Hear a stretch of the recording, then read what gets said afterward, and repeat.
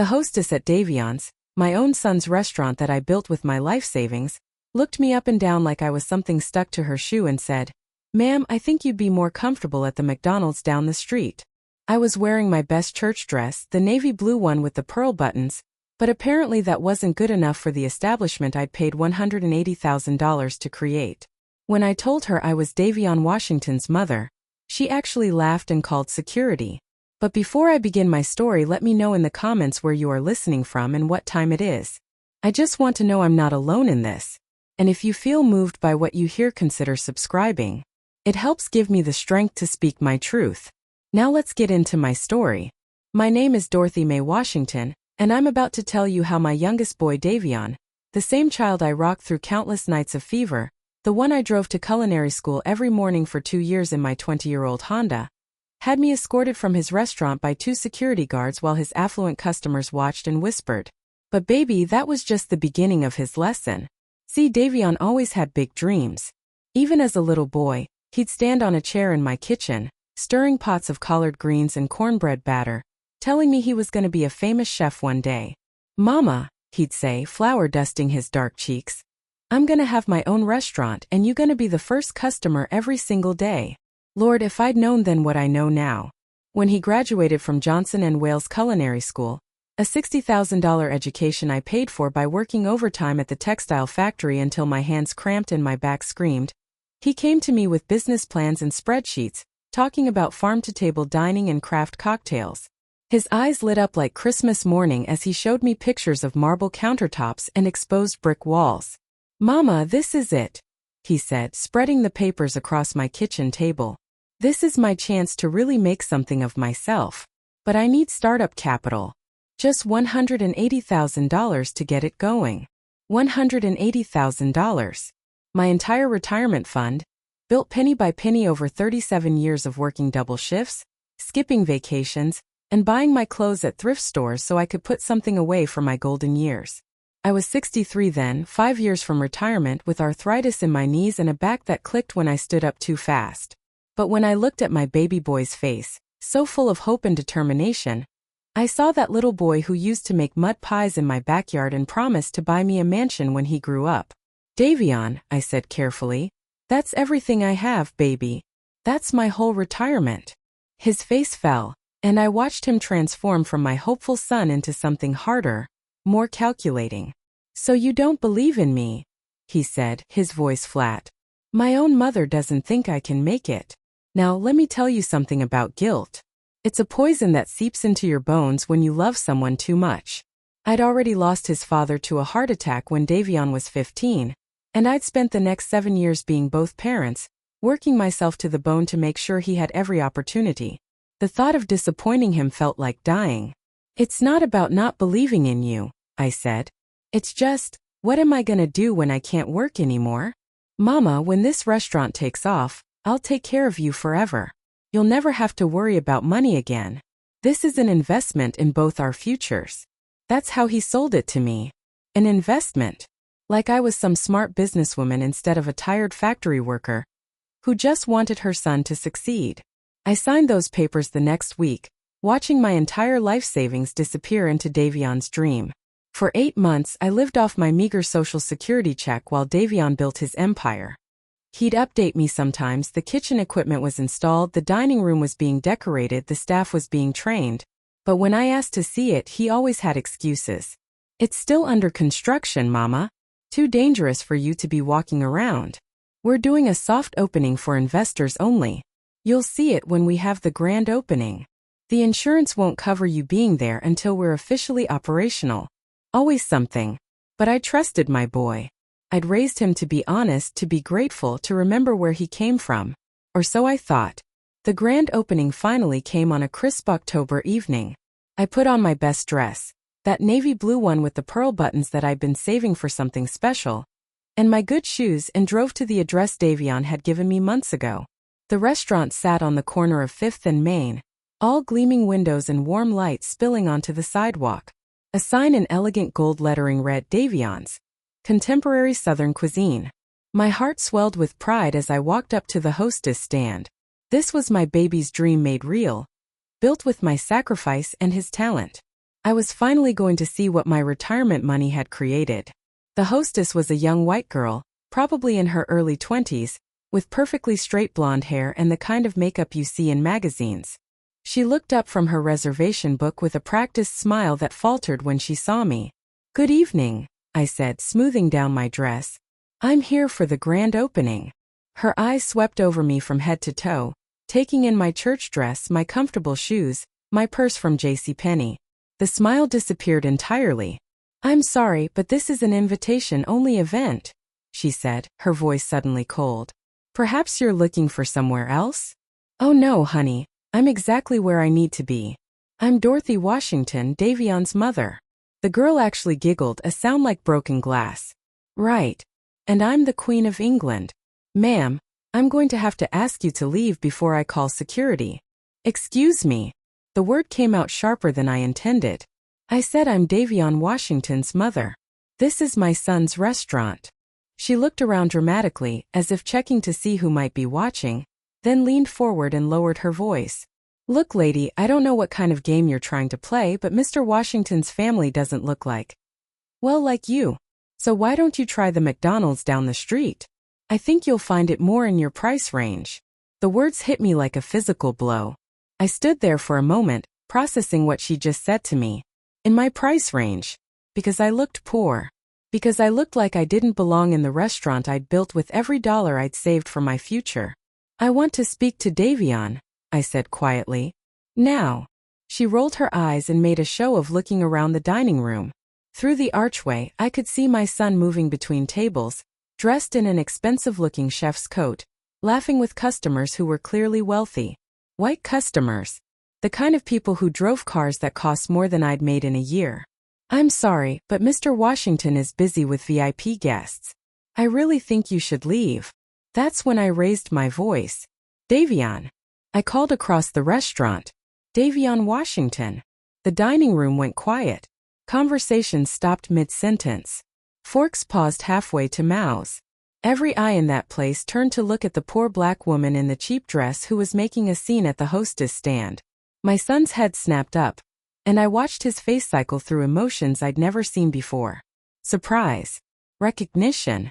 And then something that made my soul hurt, shame. He was ashamed of me. He walked over slowly, his jaw tight, his eyes not quite meeting mine. When he reached us, he didn't hug me, didn't smile, didn't acknowledge our relationship in any way. Instead, he looked at the hostess and said, "What's the problem here, Madison?" Madison. Her name was Madison, and she worked for my son, and she just told me I looked too poor to eat in the restaurant I'd paid for. "This woman claims she's your mother," Madison said, her voice dripping with disdain. "She's making a scene." Davion looked at me, then really looked at me, and I saw something die in his eyes. The little boy who used to make me breakfast in bed on Mother's Day was gone, replaced by someone I didn't recognize. "Ma'am," he said formally, "I'm going to have to ask you to leave. This is a private event, and you're disturbing our guests." The words hung in the air between us like smoke. "Ma'am. Not mama, not mom. Ma'am." Like I was a stranger. "Davion," I whispered. "It's me. It's your mother." His face hardened. "I don't know what kind of con you're trying to run, but my mother doesn't shop at thrift stores." That's when something broke inside me. Not just my heart. That had been cracking all evening. Something deeper, something I'd built over 68 years of being kind, of being understanding, of making excuses for people who didn't deserve them. "Security," he called without taking his eyes off me. "Please escort this woman from the premises." Two large men in black suits appeared beside me, their hands already reaching for my arms. The entire restaurant was staring now, their faces a mixture of curiosity and disgust. Here was the crazy woman who'd tried to crash their exclusive party, who'd claimed to be related to their handsome young chef. As they walked me toward the door, I heard Madison say loudly enough for everyone to hear, "Some people will try anything for a free meal." The laughter that followed me out into the cold night air was the sound of my son choosing his new life over everything I'd given him. I stood on that sidewalk for a long time, watching through the windows as Davion returned to his guests, as Madison returned to her hostess stand, as life went on without me in the restaurant I'd built with my dreams of retirement. That's when I realized something important. Davion thought I was powerless because I looked poor. He thought I was some doddering old woman who would shuffle home quietly and lick her wounds in private. He was about to learn just how wrong he was. You see, baby, there's something my son forgot in all his rush to become somebody new. Poor people don't just hand over $180,000 without getting something in writing. And tired old ladies who've worked for 40 years don't just trust their children with their entire futures without keeping a few cards up their sleeves. As I walked back to my car, my hands were already reaching for my phone. It was time to make some calls. Time to remind my son exactly who had built his empire. And time to show him what happened when you bit the hand that fed you. The first call I made was to Harold Jameson, my late husband's best friend and the only lawyer I'd ever trusted. Harold had handled my husband's life insurance claim, and had been telling me for years to call him if I ever needed anything. Well, honey, I needed something now. Dorothy. Harold's voice was warm with surprise when he answered at nearly 10 o'clock that Thursday night. Everything all right? No, Harold, everything is not all right, I said, settling into my kitchen chair with a cup of chamomile tea and the manila folder I'd kept locked in my bedroom safe. I need you to look at some papers for me. Tonight, if possible. There was a pause. Harold had known me for 22 years, and he'd never heard that tone in my voice before. I'll be right over. While I waited, I spread the documents across my kitchen table, like I was laying out cards for solitaire. Except this wasn't a game and I wasn't playing alone. Every paper told a story, and together they painted a picture that would have made Davion's face go pale if he'd bothered to remember what he'd signed. The loan agreement was the first document, all $180,000 of it, drawn up properly with Harold's help back when Davion first came to me with his dreams. See, I might have been a factory worker, but I wasn't anybody's fool. When Davion asked for my retirement money, I didn't just write him a check and wave goodbye. I structured it as a business loan with very specific terms. Davion was so eager to get his hands on that money, he barely read what he was signing. 5% annual interest, with payments beginning 6 months after the restaurant opened. If he defaulted on the loan, I had the right to seize business assets equal to the outstanding debt.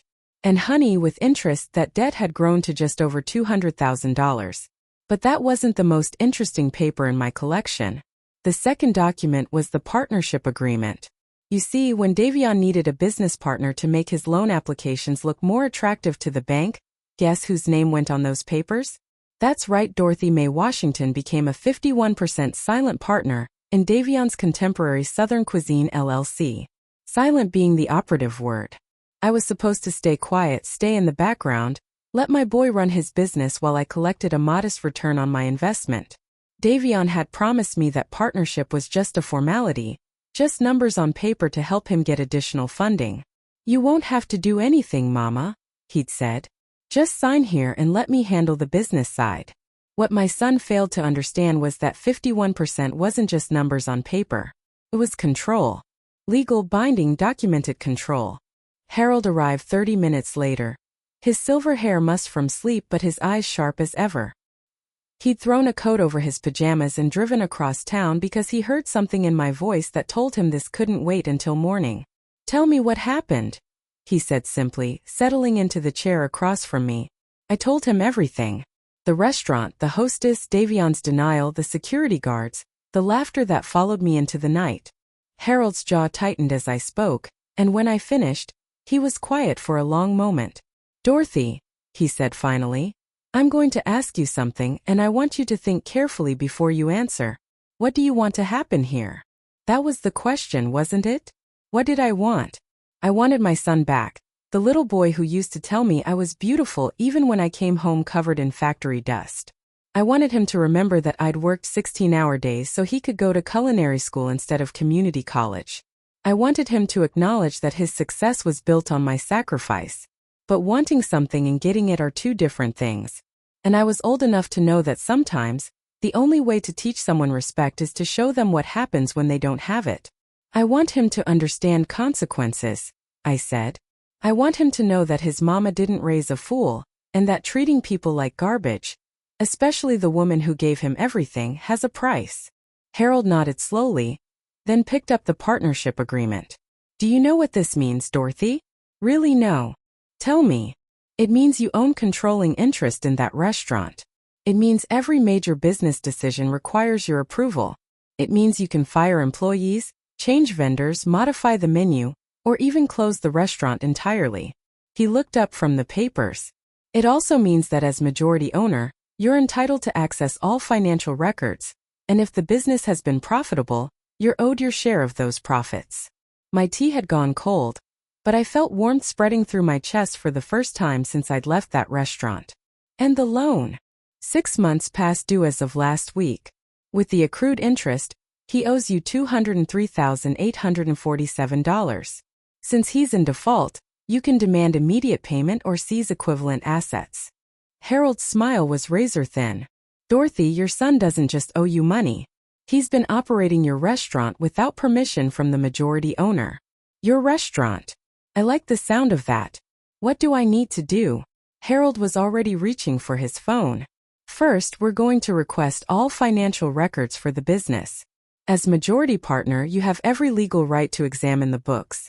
Then we're going to schedule a partners meeting, which, given your controlling interest, you can call at any time. How soon? Tomorrow afternoon. I'll have my secretary deliver the notices first thing in the morning. I slept better that night than I had in months. Not because I was planning to hurt my son, that wasn't what this was about. But because for the first time since I'd signed over my life savings, I wasn't powerless.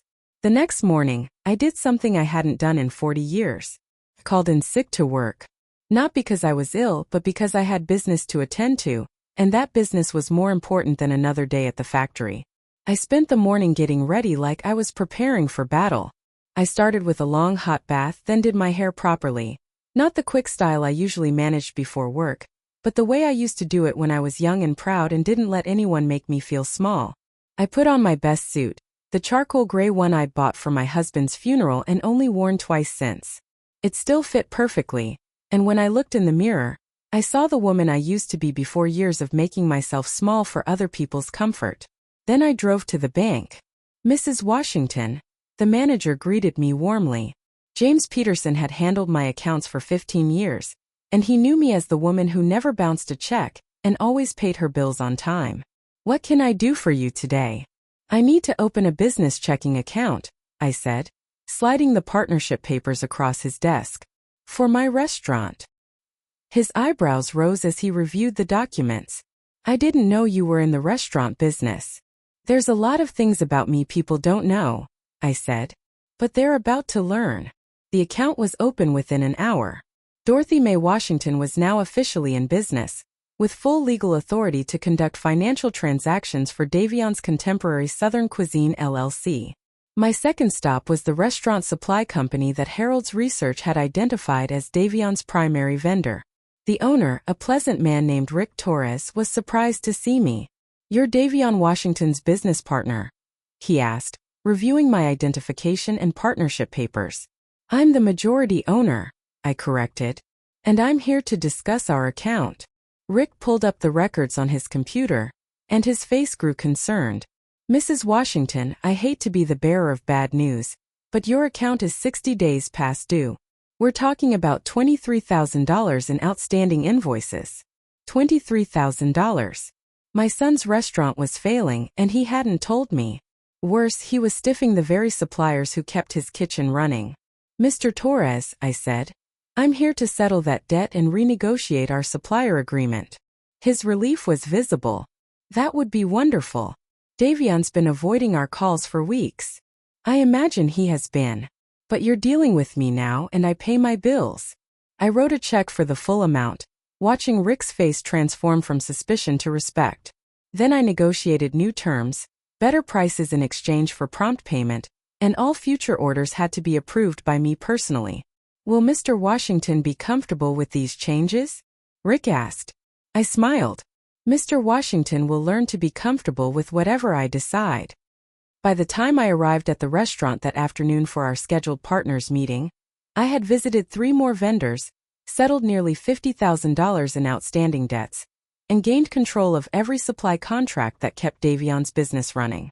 Harold met me in the parking lot, carrying a briefcase and wearing the kind of expression that made opposing lawyers reconsider their career choices.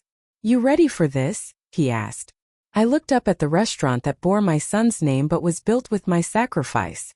Through the windows I could see the lunch crowd, mostly older white customers who could afford $15 salads and $20 entrees. "Harold," I said, "I've been ready for this my whole life. I just didn't know it until last night." We walked through the front door together, past the same hostess stand where Madison had told me I looked too poor to eat in my own restaurant. A different girl was working today, younger, with kind eyes that reminded me of my daughter at that age. "Good afternoon," she said with genuine warmth. "Do you have a reservation?" "We're here for the 2 o'clock partners meeting," Harold said, his voice carrying the authority of someone who'd been practicing law longer than this child had been alive. Her face went confused. "I'm sorry, but Mr. Washington didn't mention." "He wouldn't have," I said gently. "He's about to be very surprised." That's when Davion emerged from the kitchen, probably expecting to see a lunch customer complaint or a vendor issue. Instead, he saw his mother, dressed like the businesswoman she was about to become, standing next to a lawyer who was looking at him like he was a puzzle that needed solving.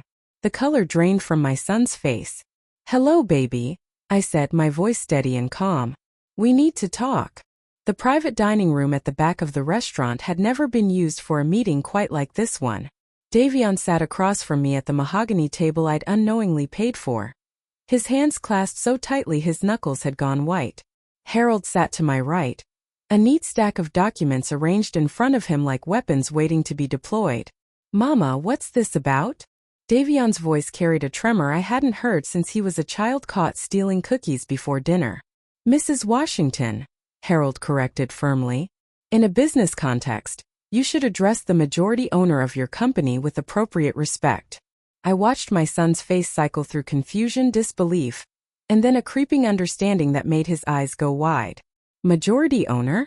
Mama, that partnership thing was just paperwork."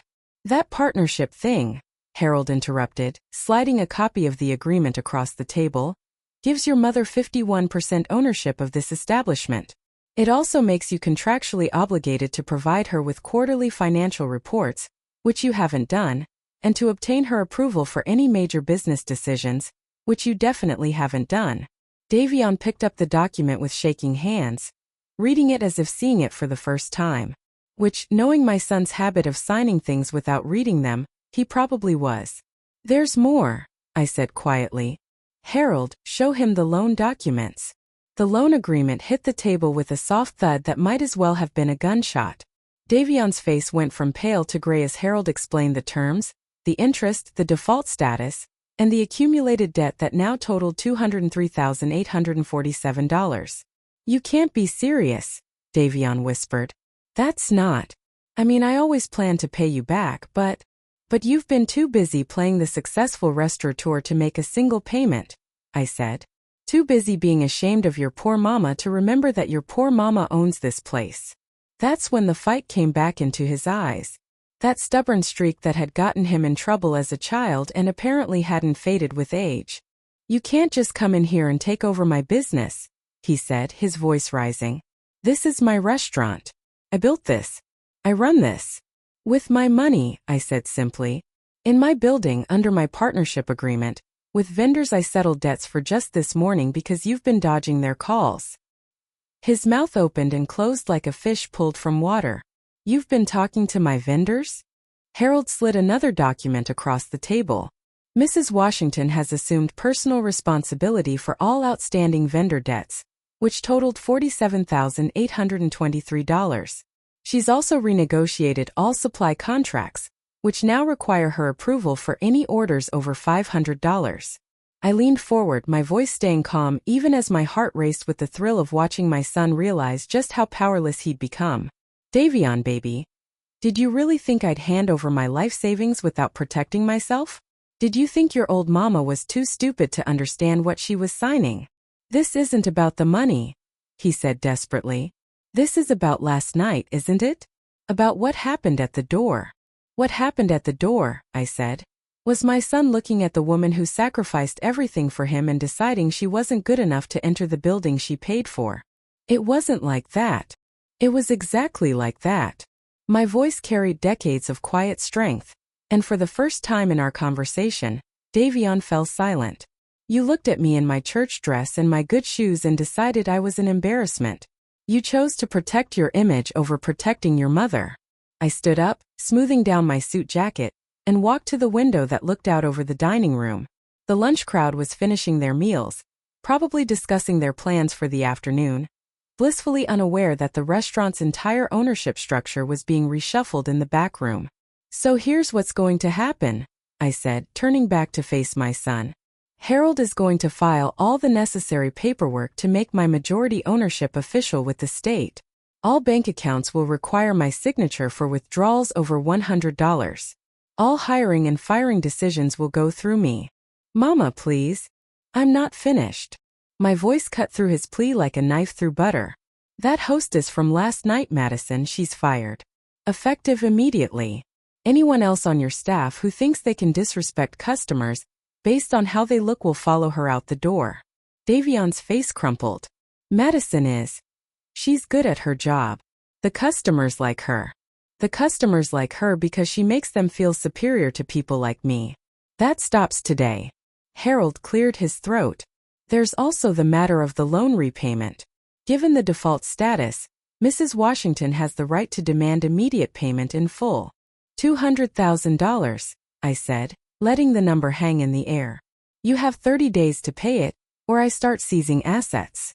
My son looked around the dining room he'd built with my money, taking in the custom lighting fixtures, the hand-painted murals, the imported tile work.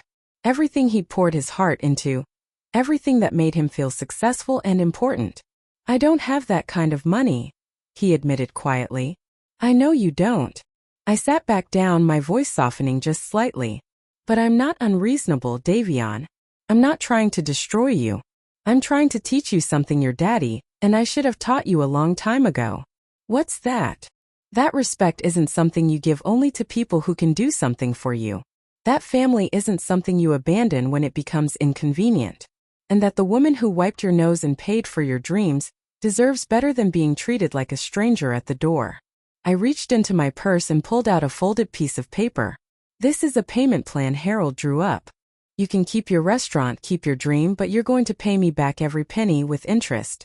And you're going to do it while remembering that I'm not just your business partner. I'm your mother. Davion unfolded the paper with trembling hands. The payment plan was fair but firm. $3,500 per month for 5 years, with my ownership stake gradually transferring back to him as payments were made. If he missed 2 payments, the entire debt became due immediately. There's one more condition, I said. He looked up, and for a moment I saw the little boy who used to crawl into my bed during thunderstorms.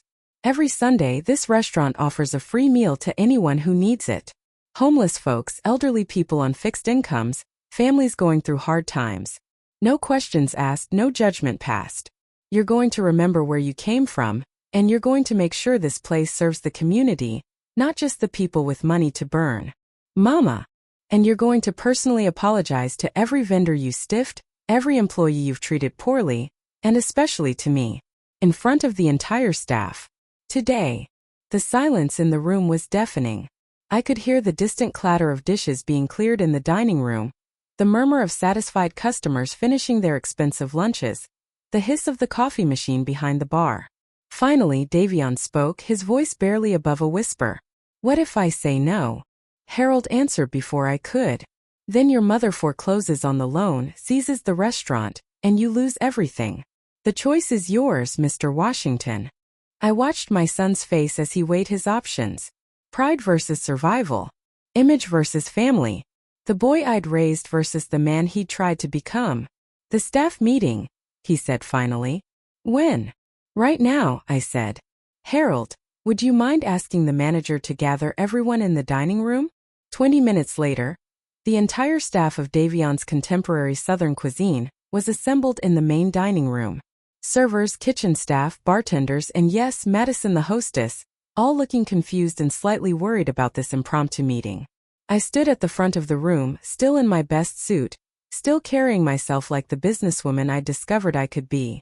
Davion stood beside me, his chef's coat wrinkled, his confidence shattered. Ladies and gentlemen, I began. My name is Dorothy Mae Washington, and I'm the majority owner of this restaurant. The murmurs started immediately. I saw Madison's face go white as recognition dawned. Some of you met me last night, I continued, looking directly at the hostess. I was the woman you decided looked too poor to eat in the establishment I built with my life savings. Madison opened her mouth to speak, but I held up a hand. I'm not here for apologies. I'm here to make some changes. Effective immediately, this restaurant will operate with dignity, respect, and remembrance of where we come from. We will serve good food to all people, regardless of how they look, how they dress, or how much money they appear to have. I turned to my son. Davion has something to say. My boy, because despite everything he was still my boy, stepped forward. His voice was quiet, but it carried to every corner of the room. I want to apologize, he said, to my mother Dorothy Washington, for the way she was treated in this restaurant. She sacrificed everything to make this place possible, and I allowed her to be disrespected by staff and by me personally. It was wrong, it was shameful, and it will never happen again. He looked directly at Madison. Your employment here is terminated. Effective immediately. Pack your things.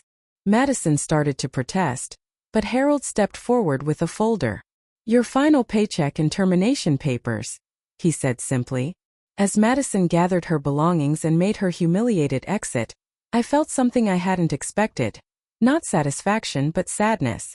Sadness that it had taken this kind of dramatic action to teach my son what should have been obvious from the beginning.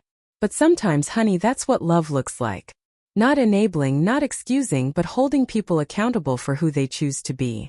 The weeks that followed weren't easy. Davion struggled with having his mother as his business partner, struggled with making loan payments on a restaurant that was barely breaking even, struggled with the wounded pride of a man who discovered his independence was an illusion. But something beautiful happened too.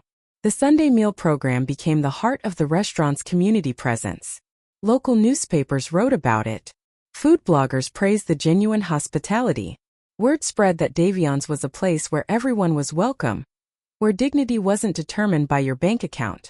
3 months after that devastating partners meeting, I was sitting in the restaurant on a quiet Tuesday afternoon, reviewing inventory reports, when Davion approached my table. Mama, he said quietly, can I sit with you? I gestured to the chair across from me. My son looked older, more serious, but also somehow more real than he had before. I've been thinking, he said, about what you said, about respect and family and remembering where you come from. And I realized that I didn't just forget where I came from. I was ashamed of it. Ashamed of being Dorothy Washington's son because Dorothy Washington worked in a factory and lived in a small house and didn't fit the image I wanted to project. His eyes filled with tears, and for the first time since this whole ordeal began, I felt my heart soften toward him. The thing is, he continued, Dorothy Washington is the strongest person I've ever known. She's the woman who worked double shifts to pay for my culinary school. She's the woman who trusted me with her entire future. She's the woman who taught me that food isn't just about fancy ingredients. It's about bringing people together, about nourishing both body and soul. He reached across the table and took my hands in his. I'm proud to be Dorothy Washington's son, and I'm sorry it took losing everything to remember that. I squeezed his hands, feeling the calluses from kitchen work, the strength that came from finally accepting who he really was. Baby, I said, you didn't lose everything.